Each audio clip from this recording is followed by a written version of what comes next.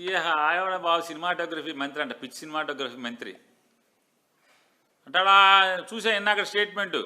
ఆయన ఏమంటాడు, నేను సినిమాటోగ్రఫీ మంత్రిగా చెప్తున్నాను, నీ 2-3 రోజులు ఆడే సినిమా ఆడనివ్వండి. అసలు ఇతను ఎందుకే బాబు, అసలు మామూలుగా మ్యాట్నీకి ఎత్తేస్తారు ఆ సినిమాని, ఇతను చేయలేదు. అతని సినిమా మ్యాట్నీ మార్నింగ్ షో పడితే మ్యాట్నీకి ఆడటమే కష్టం, ఇతను ఎందుకు ఆపటం?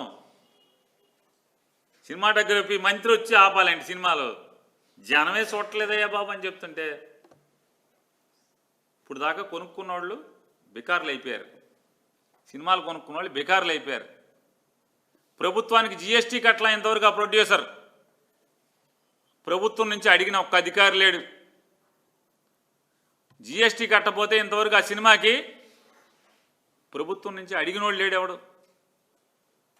వేరే వాడిని అయితే ఊరుకుంటారా అని అడుగుతున్నాను.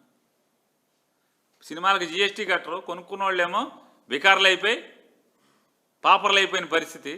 దానికి నువ్వు సినిమాటోగ్రఫీ మంత్రి ఒకడు వచ్చి ఆపాలండి. మళ్ళీ ఇవన్నీ వేస్ట్ మాటలు ఎందుకు ఇదంతా?